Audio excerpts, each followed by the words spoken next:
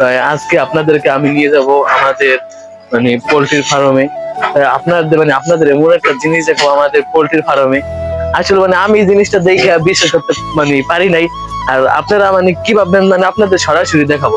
তাই সেবর্তীতে আপনারা সাথে থাকেন। তাই যাই হোক, দেখতে দেখতে ফার্মে চলে আসলাম। এখন ফার্মের ভিতরে ঢুকবো। আপনারা দেখতে পাচ্ছেন এই যে আমাদের ফার্ম, মানে মোটামুটি ভালোই বড়।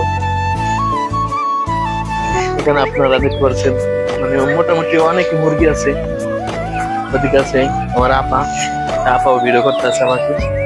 দেখতে পাচ্ছেন আপনারা কত মুরগি, মানে এইখানে মানে 300 থেকে 400 মুরগি আছে। আপনারা দেখতে পাচ্ছেন মানে মুরগি দেখতে মানে অনেকই ভালো লাগতেছে। আপনারা দেখতে পাচ্ছেন এদিকে মানে ফ্যান চলতে আছে। আর এদিকে আছে বাতি, মানে এই বাতি রাত্রে জ্বালাই দেওয়া হয়।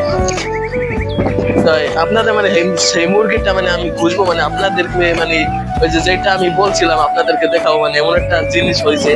আসলে আমি ওই জিনিসটা মানে দেখা মানে মানে ই করতে পারি নাই। আসলে জিনিসটা কি সত্যি নাকি, মানে আমার নিজের চোখটা আমি যখন দেখছি, আমি আমার নিজের চোখকে মানে বিশ্বাস করতে পারি না। আর আপনারা বিশ্বাস করবেন নাকি আমি বলতে পারি না।